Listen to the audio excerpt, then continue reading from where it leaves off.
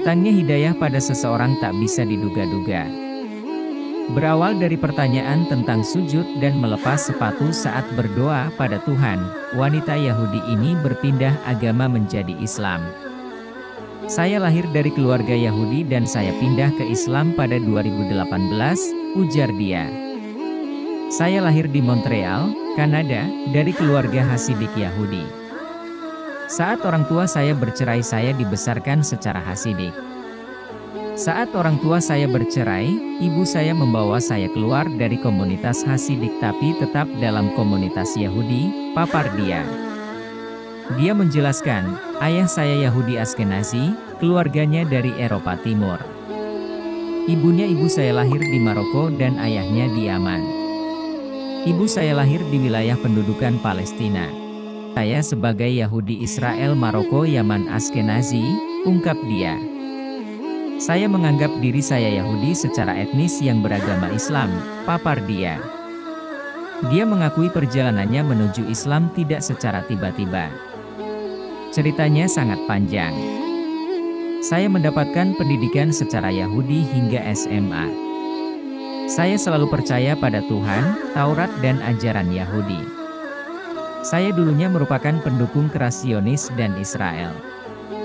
Saya cukup religius, melaksanakan sahabat, kosher, dan volikosha, tutur dia. Saya selalu mengidentifikasi saya sebagai Yahudi Israel Maroko Yaman Askenazi, ungkap dia. Saya menganggap diri saya Yahudi secara etnis yang beragama Islam, papar dia. Dia mengakui perjalanannya menuju Islam tidak secara tiba-tiba. Ceritanya sangat panjang. Saya mendapatkan pendidikan secara Yahudi hingga SMA. Saya selalu percaya pada Tuhan, Taurat dan ajaran Yahudi. Saya dulunya merupakan pendukung keras Zionis dan Israel. Saya cukup religius, melaksanakan sahabat, kosher, dan volikosha, tutur dia. Setelah saya lulus SMA, saya mulai keluar dari komunitas Yahudi, bertemu dengan orang-orang non-Yahudi. Saya mulai bertukar pendapat dengan orang. Saya mulai meragukan Yahudi dan menjaga jarak diri saya dengan Yudaisme, ungkap dia. Dia menambahkan, saya mulai meragukan apa yang saya praktekkan. Saya menjaga jarak saya dengan Tuhan. Saya hidup seperti itu selama beberapa bulan. Lalu pada satu titik saya mulai teralienasi dengan Tuhan. Saya mulai merasa kekosongan tanpa kehadiran Tuhan. Jadi saat saya naik bus ke sekolah saya baca buku Psalms yang ditulis King David. Saya merasa itu buku yang bagus. Ada satu bagian di mana King David bersujud dalam doa pada Tuhan, ungkap dia. Sujud dalam doa itu diulang berulang-ulang kali. Saya pun penasaran kenapa Yahudi tidak bersujud saat berdoa. Jadi saya melakukan penelitian di Google untuk mencari berbagai hal tentang sujud, ujar dia. Dia menekankan, saya juga bicara dengan rabi tapi itu tidak memuaskan saya. Saya melakukan banyak riset tentang karya Yahudi yang mengikuti Taurat. Saya merasa aneh, mengapa kami melakukan Passover, Chanukah, Hasyanah, itu semua ternyata berdasarkan interpretasi rabi. Saya punya teman muslim tapi dia tidak pernah bicara tentang agama. Lalu saya menemukan komunitas online muslim dan kami diskusi tentang berbagai hal. Saya juga lihat video tentang debat antara muslim dan Yahudi. Ternyata muslim dan Yahudi menyembah Tuhan yang sama, ujar dia. Dia menambahkan, mereka, muslim, percaya Taurat, Gospel, dan semua nabi Yahudi. Yang berbeda mereka percaya Nabi Isa dan Nabi Muhammad sebagai utusan terakhir. Dan Al-Quran sebagai kata-kata Tuhan. Jadi itu hanya tambahan dari Yudaisme.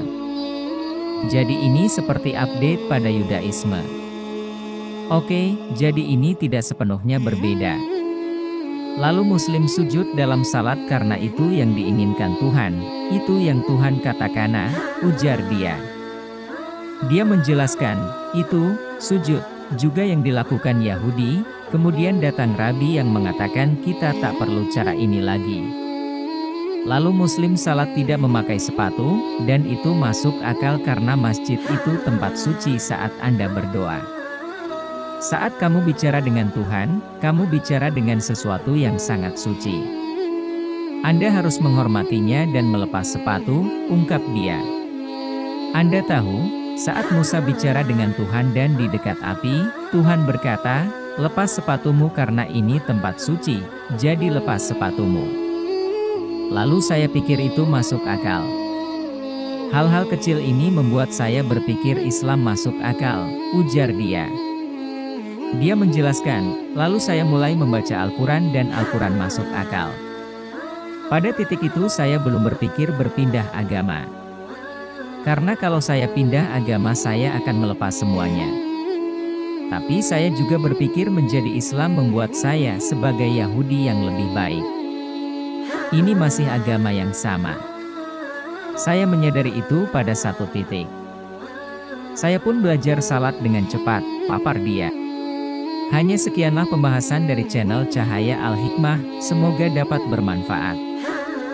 Jangan lupa subscribe, like, dan komen, dan jangan lupa tekan tombol notifikat lonceng agar tidak terlewat video-video terbaru lainnya. Wassalam.